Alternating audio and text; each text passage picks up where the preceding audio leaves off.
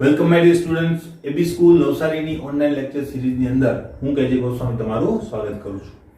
મિત્રો, last time આપણે કેટલાક એક્ઝામ્પલ જોયા હતા. હવે આપણે ત્યાંથી આગળ મૂવ કરીએ છીએ અને હવે આપણે જઈશું ઇલેક્ટ્રોન રચના પર. બરાબર? તો ઇલેક્ટ્રોન રચના પહેલા એક નાનકડી અસર આપણે બાકી છે, તો એની વાત આપણે સહેજ કરી લઈએ. શિલ્ડિંગ અસર. બરાબર? ખાસ અગત્યની અસર છે મિત્રો.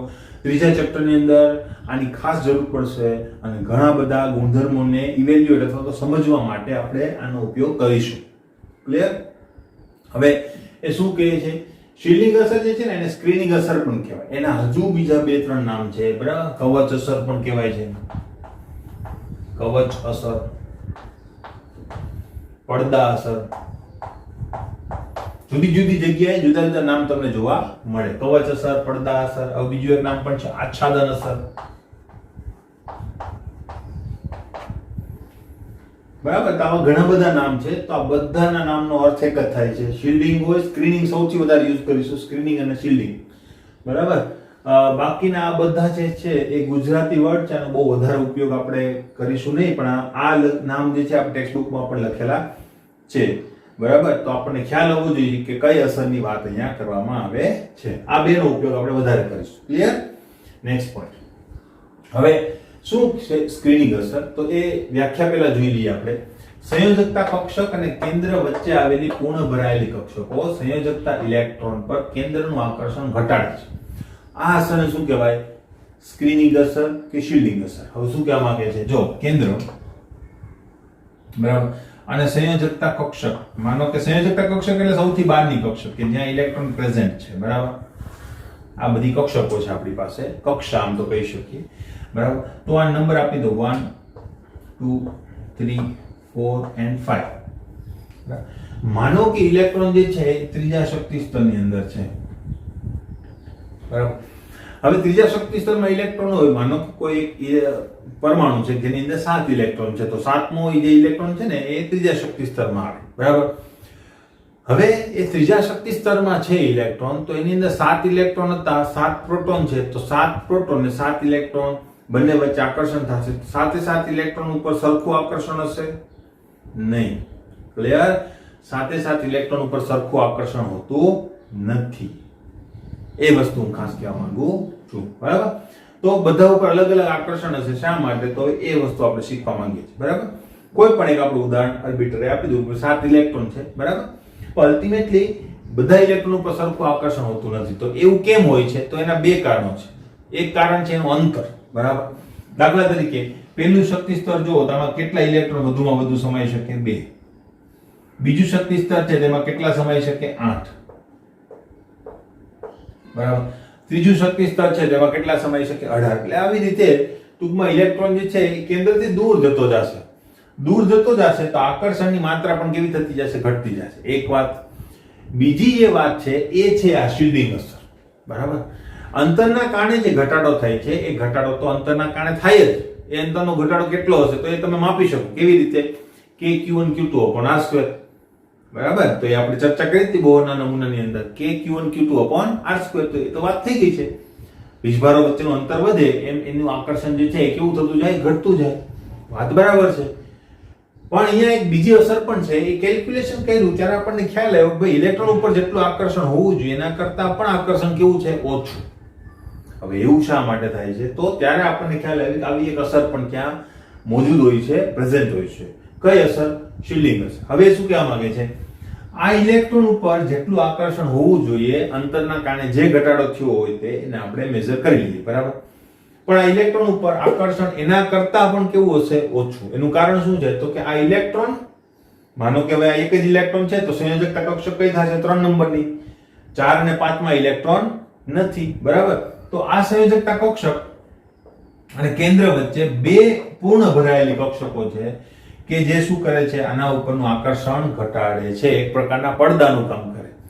એના માટે એક ઉદાહરણ જો આપું કે કેવી રીતે. બરાબર? ફિઝિકલ ઉદાહરણ છે, રિલેટ કરજો તમે. એક લેમ્પ છે. બરાબર? લેમ્પની આડો આપણે શું મૂકી દઈએ છીએ? કાચ. ક્લિયર? તો લેમ્પ તમને દેખાય છે. એક કાચ મૂકીએ બહુ વધારે ફરક નહીં પડે, તમને લેમ્પ દેખાશે. બીજો મૂકીએ, ત્રીજો મૂકીએ, ચોથો મૂકીએ, પાંચમો મૂકીએ, છઠ્ઠો મૂકીએ. બરાબર? તો જેમ જેમ તમારા કાચ વધતા જશે ને એમ તમારી એ જે લાઇટની પ્રકાશની જે ઇન્ટેન્સિટી છે એ કેવી થતી જશે? ઓછી થતી જશે. બરાબર? તમે રંગીન કાચ લેશો તો ઓછી થશે.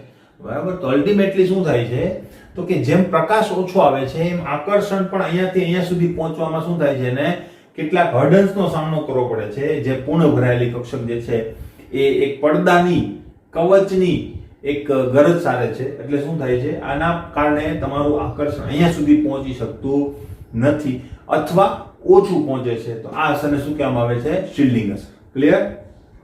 એક વાત. હવે શિલ્ડિંગ અસરમાં શું થાય? હવે જો અહીંયા શિલ્ડિંગ અસર બે કક્ષકોના કારણે છે એટલે ત્યાં શિલ્ડિંગ અસર લાગે છે. બરાબર? પણ બે કક્ષકોને. હવે માનો કે કોઈ બીજો પરમાણુ છે જેમાં ઇલેક્ટ્રોન અહીંયા સુધી છે, આ નથી. બરાબર? અહીંયા ઇલેક્ટ્રોન તો હશે જ પણ સંયોજકતા ઇલેક્ટ્રોન જ હું દર્શાવું છું તો અહીંયા સુધી છે, ચોથા શક્તિ સ્તર સુધી છે. તો એને સ્ક્રીનિંગ અસર ક્યાં સુધીની લાગશે? તો કે 3, 2 અને 1 સુધીની લાગશે. ક્લિયર? એટલે 3 એવા શક્તિ સ્તરો વચ્ચે છે એટલે કે પૂર્ણ ભરાયેલી કક્ષકો છે. તો 3 પૂર્ણ ભરાયેલી કક્ષકો છે તો અહીંયાથી ઇલેક્ટ્રોનનું જે આકર્ષણ છે એ અહીંયા રહેલા ઇલેક્ટ્રોન કરતા વધુ ઓછું હશે. એટલે આના ઉપર સ્ક્રીનિંગ અસર કેવી હશે? વધુ. આના ઉપર સ્ક્રીનિંગ અસર કેવી હશે? ઓછી. ખબર પડી? બરાબર? તો સ્ક્રીનિંગ અસર આની વધુ. તો સ્ક્રીનિંગ અસર વધુ હોય તો શું થાય? બરાબર? આકર્ષણની માત્રા કેવી હશે? ઓછી. સ્ક્રીનિંગ અસર વધે, આકર્ષણ ઘટે. ક્લિયર છે? તો હવે ઇલેક્ટ્રોન જો પાંચમા શક્તિ સ્તરમાં હોય તેને 4 કક્ષકોની પડદા અસર કે સ્ક્રીનિંગ અસર લાગુ પડશે. તો એમાં ઓર સ્ક્રીનિંગ અસર હશે. એટલે જેટલી પૂર્ણ ભરાયેલી કક્ષકો આવેલી હોય તમારી સંયોજકતા કક્ષક અને કેન્દ્ર વચ્ચે, એ કેન્દ્રનું આકર્ષણ એ સંયોજકતા કક્ષક ઉપર ઘટાડે છે, જેના લીધે આકર્ષણના મૂલ્યમાં ઘટાડો પડે છે. અને એ આકર્ષણ મૂલ્યમાં ઘટાડો થવાના કારણે કેટલાક ગુણધર્મો બદલાય. એ ગુણધર્મો તમારે શીખવાના છે પિરિયોડિક ટેબલની અંદર. આપણે ખાલી એટલું જ અહીંયા ભણવાનું છે કે શિલ્ડિંગ અસરના કારણે શું થાય છે? આકર્ષણ ઘટે છે. બરાબર? ગુણધર્મો ક્યાં છે? પેલા ગુણધર્મો સમજવા પડે કે શું કહેવા માંગે છે. એ ત્રીજા પાઠની અંદર આપણે જોઈશું. ક્લિયર? નેક્સ્ટ. શિલ્ડિંગ અસર વધે તો કેન્દ્રનું આકર્ષણ, કેન્દ્રનું ઇલેક્ટ્રોન પરનું આકર્ષણ શું થાય છે? ઘટે છે. એટલે બંને જે છે ઇન્વર્સલી પ્રોપોર્શનલ છે. બરાબર? વ્યસ્ત પ્રમાણમાં છે. આકર્ષણ એ કોના વ્યસ્ત પ્રમાણમાં છે? શિલ્ડિંગ અસરના વ્યસ્ત પ્રમાણમાં છે. તો શિલ્ડિંગ અસર વધે તો આ ઘટે, આ ઘટે તો આ વધે. ખબર પડી? ક્લિયર? બીજું, શિલ્ડિંગ અસર ઉત્પન્ન કરવાની જે પ્રબળતા છે એનો ક્રમ તમને આપેલો છે કે જો પૂર્ણ ભરાયેલી એસ કક્ષક હશે ને તો સૌથી વધુ શિલ્ડિંગ અસર ઉત્પન્ન થાય. એનું કારણ પણ ઘણીવાર પૂછાય છે તમને કોમ્પિટિટિવ એક્ઝામમાં. તો શા માટે? કારણ કે એસ કક્ષક જે છે એ ગોળાકાર હોય છે. બરાબર? અને ગોળાકાર કક્ષકો વધુ શિલ્ડિંગ અસર ઉત્પન્ન કરે છે. એટલા માટે એસ કક્ષક જે છે સૌથી વધુ શિલ્ડિંગ અસર ઉત્પન્ન કરે. શું કહેવા માંગુ છું? ફરીથી કહી દઉં. જો સંયોજકતા કક્ષક અને કેન્દ્ર વચ્ચે પૂર્ણ ભરાયેલી એસ કક્ષક હશે, અહીંનું ઉદાહરણ એસ કક્ષકનું લીધેલું છે. બરાબર? તો એ સૌથી વધુ સ્ક્રીનિંગ અસર ઉત્પન્ન કરશે. બીજું, જો પી કક્ષક હશે તો એની પણ સારી એવી સ્ક્રીનિંગ અસર હોય છે પણ એસ કરતા કેવી હોય છે? ઓછી. બરાબર? ડી કક્ષક એના કરતા ઓછી. એફ કક્ષક જે છે એ સૌથી ઓછી સ્ક્રીનિંગ અસર ઉત્પન્ન કરે છે. એટલે કે જો એફ કક્ષક પૂર્ણ ભરાયેલી હોય તો એની સ્ક્રીનિંગ અસર જે છે એ સંયોજકતા કક્ષક ઉપર ખૂબ વધારે જોવા મળતી નથી. ક્લિયર? તો આ સ્ક્રીનિંગ અસર છે. આશા રાખું તમને ખ્યાલ આવી ગયો હશે. સ્ક્રીનિંગ અસરનો ખાસ ઉપયોગ આપણે ત્રીજા ચેપ્ટરમાં કરીશું. આ ચેપ્ટરની અંદર એટલો બધો ઉપયોગ આપણે કરવાના નથી. ક્લિયર? બરાબર? હવે આપણે નેક્સ્ટ મુદ્દા ઉપર જઈશું. મિત્રો, હવે ખાસ મહત્વના ક્વેશ્ચનની આપણે ચર્ચા કરવા જઈ રહ્યા છીએ. પરમાણુમાં ઇલેક્ટ્રોનની ગોઠવણ અંગેના નિયમોની ચર્ચા કરો. મોસ્ટ આઈએમપી ક્વેશ્ચન છે મિત્રો. અને આ ક્વેશ્ચન પણ એવો છે કે આખો પૂછાય તો વધારે લેન્ધી ક્વેશ્ચન થાય. એટલે આની અંદર પણ ક્વોન્ટમ અંકોની જેમ જ ક્વેશ્ચન પૂછાય. ઇલેક્ટ્રોન રચના માટેના નિયમો કયા છે અને એમાંથી કોઈ પણ એક નિયમ તમને ઇલેબોરેટ કરવાનું પૂછી શકે. બરાબર? તો જોઈએ આને કેવી રીતે આપણે ઇલેબોરેટ કરીશું. બરાબર? પરમાણુમાં ઇલેક્ટ્રોનની ગોઠવણ માટેના મુખ્ય 3 નિયમો છે. આપણી પાસે 3 નિયમો છે. એક છે આઉબાઉનો નિયમ, બીજો છે પાઉલીનો નિયમ અને ત્રીજો છે હુન્ડનો નિયમ અથવા તો હન્ડનો નિયમ. ક્લિયર? બીજી વાત કરીએ. હવે આ ત્રણે નિયમો આપણે જોવાના છે. તેમાં પ્રથમ નિયમથી આપણે શરૂઆત કરીએ. આઉફબાઉનો નિયમ. બરાબર? હવે આઉફબાઉ જે છે ને એ કોઈ વૈજ્ઞાનિકનું નામ નથી. બરાબર? ઘણી જગ્યાએ એમ કે આઉફબાઉ નામના વૈજ્ઞાનિક. આઉફબાઉ કોઈ વૈજ્ઞાનિકનું નામ નથી. આઉફબાઉનો અર્થ થાય છે ગોઠવણી કે રચના, એવો અર્થ થાય છે. એટલે અહીંયા ગોઠવણી, ઇલેક્ટ્રોનની ગોઠવણી માટેનો નિયમ છે. એટલા માટે આ નિયમ જે છે એ આપેલો છે એટલે એને આઉફબાઉનો નિયમ કહેવામાં આવે. એક વાત, આ નિયમ શું કહેવા માંગે છે તો કે પરમાણુની કક્ષકોમાં ઇલેક્ટ્રોન કક્ષકોની ઊર્જાના ચડતા ક્રમમાં ગોઠવાય છે. આ નિયમ છે, બરાબર. નિયમ પૂછે તો આટલી વસ્તુ લખવાની થાય કે પરમાણુની કક્ષકોની અંદર ઇલેક્ટ્રોન જે છે એ કેવી રીતે ગોઠવાય છે તો કક્ષકોની ઊર્જાના ચડતા ક્રમમાં ગોઠવાય.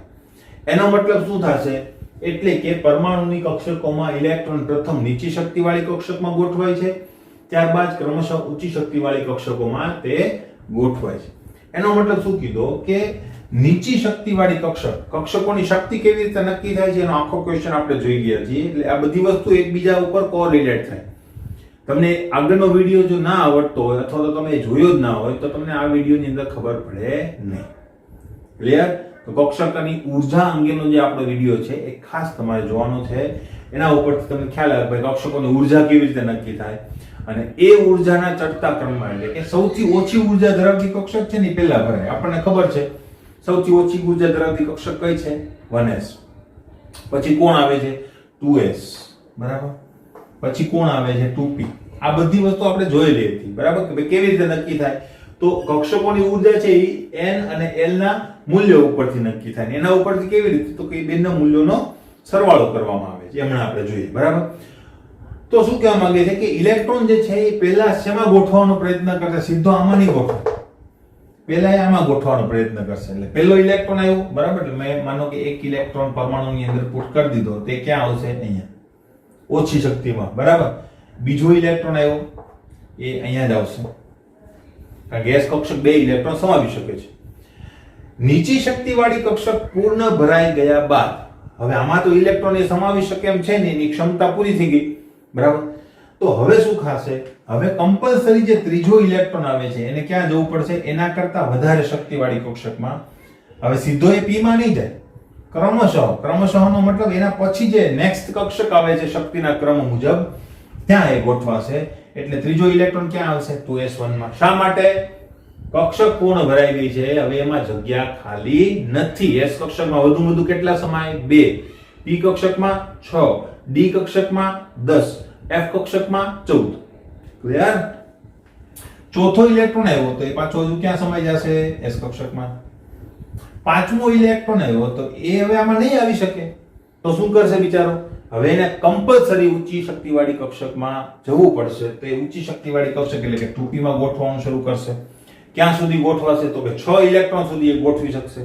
7મા ઇલેક્ટ્રોનને ગોઠવી નહીં શકે એટલે પછી એને આગળ જવું પડશે. તો આ રીતે ઇલેક્ટ્રોનની ગોઠવણ થાય છે ક્રમશઃ શક્તિના ચડતા ક્રમની અંદર. ક્લિયર? બરાબર છે. શક્તિ હવે તો આપણે ક્રમ તો ખબર હોવી જોઈએ કે કઈ કક્ષકની શક્તિ ઓછી, કઈ કક્ષકની શક્તિ વધારે. તો એ આપણને ખ્યાલ છે કેવી રીતે નક્કી કરવાનું છે. કક્ષકોની શક્તિ જે છે એ n અને l ના મૂલ્યો ઉપર આધાર રાખે. કેવી રીતે? તો કે ભાઈ n + l નું મૂલ્ય વધુ તો શક્તિ કેવી હશે? વધુ. અને જો આ મૂલ્ય ઓછું તો શક્તિ કેવી હશે? ઓછી. ક્લિયર? આપણને ખ્યાલ જ છે. ક્લિયર? તો દર વખતે તમારે શું કરવું પડે? દરેક શક્તિ સ્તર માટે આ શક્તિનો ક્રમ એટલે n + l ની વેલ્યુ તમારે મેળવવી પડે અને ત્યાર પછી તમારે બધું કરવું પડે. તો આ વસ્તુ થોડી ટીડીએસ થઈ જાય, બરાબર. એટલે આઉટબાવે આ વસ્તુ જે છે એટલે કે શક્તિનો ચડતો ક્રમ છે એ સમજાવવા માટે એક કોષ્ટકની રચના કરી જેથી કરીને તમને વધારે સરળતાથી કક્ષકોની શક્તિનો ક્રમ મળી શકે, બરાબર. તો એ જે કોષ્ટક છે, ચાર્ટ છે, એ ચાર્ટ ઉપરથી આપણે શક્તિનો ક્રમ નક્કી કરીશું. એટલે હું અહીં શું પોઈન્ટ લખું છું, બરાબર. નીચેના ચાર્ટ પરથી પણ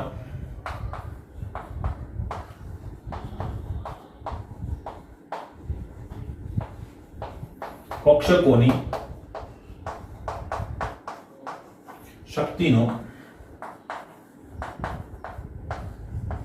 ક્રમ મળે છે. ક્લિયર? ચાર્ટમાં શું છે તો જો ચાર્ટ તમારી બુકમાં જુદો દોરેલો છે, હું થોડોક જુદો દોરીશ. તમને જે આસાન લાગતું હોય તે દોરો, બરાબર. મને એમ લાગે કે આ થોડોક સરળતાથી થઈ જાય છે એટલે હું આ દોરું છું. તમને જો બુક વાળો ફાવતો હોય તો બુક વાળો પણ તમે દોરી શકો. ક્લિયર? હવે જો પહેલા શક્તિ સ્તરથી શરૂ કરીશ, બરાબર. તો હું અહીં શું લખીશ? 1s, 2s, 2p sorry 3s 4s 5s 7 સુધી જવાનું. આપણે 7 સુધીનું જ કામ છે, એનાથી વધારે ઇલેક્ટ્રોન જ નથી આપણી પાસે ભરવા માટે, બરાબર. 5s 6s 7 clear. આની નીચે જ p લખવાનું, એની નીચે d લખવાનું, એની નીચે જ f લખવાનું. ક્લિયર. હવે 1p તો હોતી નથી. આ ખાસ અગત્યની વસ્તુ છે. 1p કક્ષક હોતી નથી. વારંવાર મેં તમને કીધું છે શા માટે નથી હોતી. હવે તો ખ્યાલ આવી ગયો હોવો જોઈએ. તો 1p નહીં હોય તો સીધું ક્યાંથી શરૂ થશે? 2p થી. 2p 3p 4p 5p 6p અને 7p, બરાબર. હવે d કક્ષક તો 1d નથી હોતી, 2d નથી હોતી, સીધું 3d થી શરૂ થશે કે નહીં આ ખબર હોવી જોઈએ, બરાબર. બંને કોષ્ટક 4d 5d 6d 7d. Same f કક્ષક ક્યાંથી શરૂ થશે? 4f 5f 6f 7f. જો કે આટલી બધી કક્ષકોની જરૂર જ નથી પડતી. આપણી મોસ્ટલી છેલ્લું તત્વ પણ 5f માં આવી જશે. ક્લિયર, બરાબર. હવે શું કરવાનું છે? આ શક્તિનો ક્રમ છે નહીં. હવે તમારે એક વસ્તુ કરવાની છે, આની પર એરો મારવાનો છે આ રીતે, બરાબર. આ રીતે અહીંયા લેવાનું ઉપરની કક્ષકનું નેક્સ્ટ, આ લેવાનું ઉપરની કક્ષકનું નેક્સ્ટ, આ રીતે.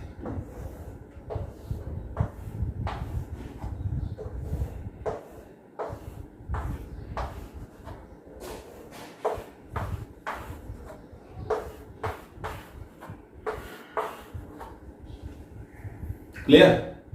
હવે કેવી રીતે શક્તિનો ક્રમ લખવાનો છે એ જોઈએ, બરાબર. તો શક્તિનો ક્રમ શું હશે?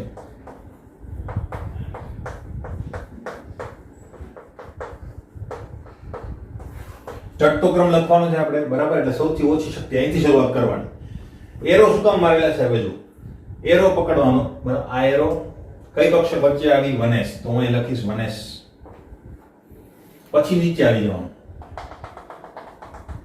પાછો એરો, બરાબર. કઈ કક્ષક આવી મારી પાસે? 2s. લેસ ધેન નો સિમ્બોલ આવશે કારણ કે ચડતો ક્રમ છે. ઉપર આવી ગયા, પાછા નીચે આવો. 2p અને 3s. તો 2p અને 3s. પછી પાછા નીચે આવો, બરાબર. 3p અને 4s.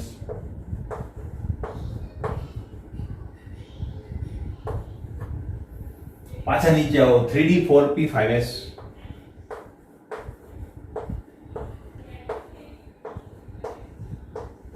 અપ ટુ આગળ ઉપરથી આગળ, બરાબર. બધો ક્રમ લખવાની જરૂર નથી. આટલો તો ઇનફ છે આપણે શીખવા માટે. બાકી બધા ઉપર તમે જઈ શકો. ક્લિયર. તો શક્તિનો ચડતો ક્રમ મળી ગયો તો ઇલેક્ટ્રોનમાં ગોઠવાતા જશે. ક્લિયર. તો આ રીતે તમે શક્તિનો ક્રમ મેળવી શકો ચાર્ટ ઉપરથી. એક વાત ખબર પડી ગઈ. જો તમને આઉટબાઉન્ડનો નિયમ આવડતો હોય તો તમે આસાનીથી ઇલેક્ટ્રોન રચના લખી શકો, બરાબર. એમાં તમારે બીજા બે નિયમોની જરૂર પડતી નથી. તો બીજા બે નિયમ શા માટે આપેલા છે મિત્રો? બીજા બે નિયમ જે છે એ શા માટે આપેલા છે? એ ઇલેક્ટ્રોન રચના દોરવા માટેના છે, બરાબર. પેટા કક્ષકોમાં ઇલેક્ટ્રોનની ગોઠવણ માટેના છે. ઇલેક્ટ્રોન રચના લખવી હોય તો તમે આસાનીથી તે લખી શકો. કેવી રીતે તો જોઈએ હમણાં, બરાબર. માનો કે હવે હું ઇલેક્ટ્રોન રચના લખવાની શરૂઆત કરું, દાખલા તરીકે, બરાબર.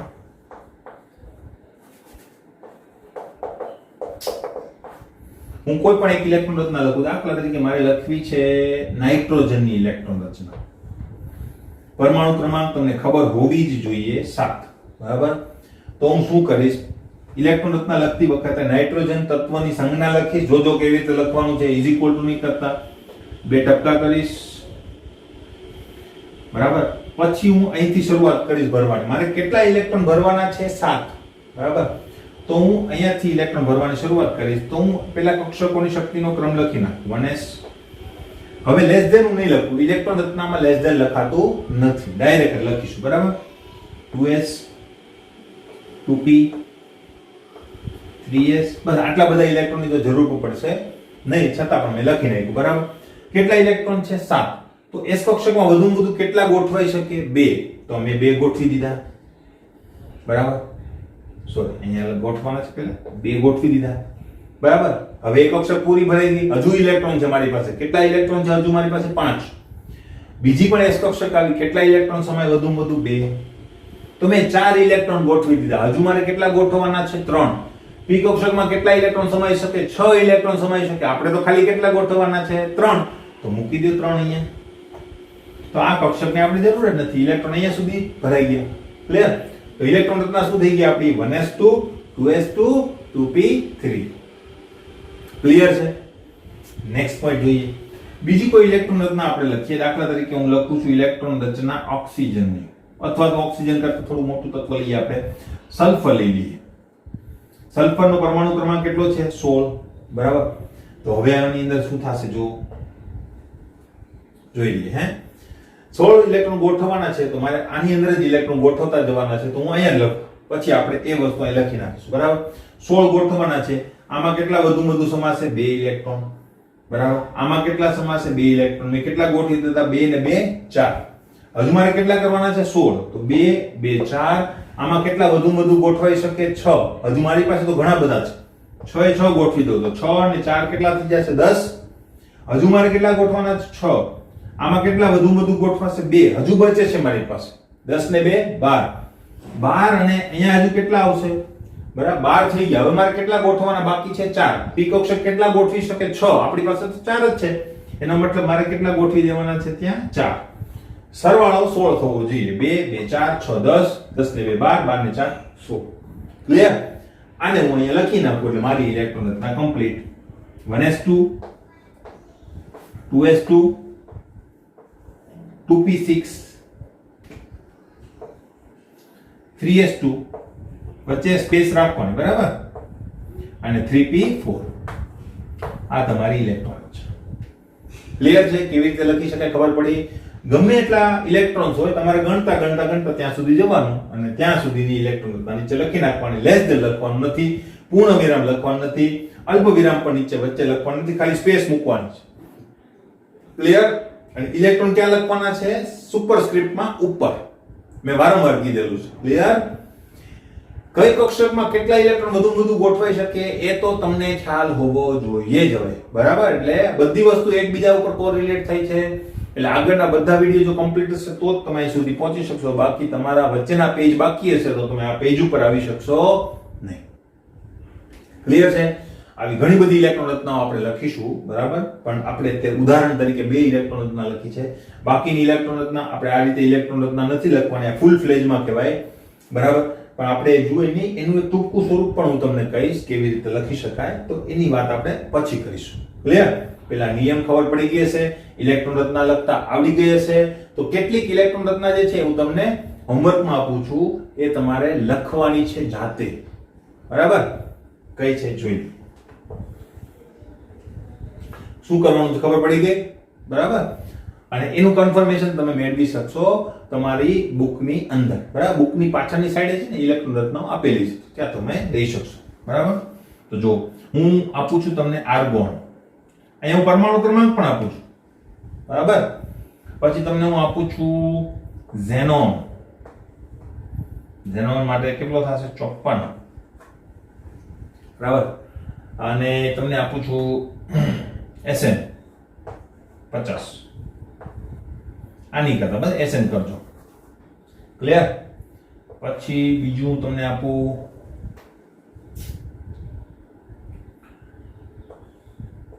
પોટેશિયમ.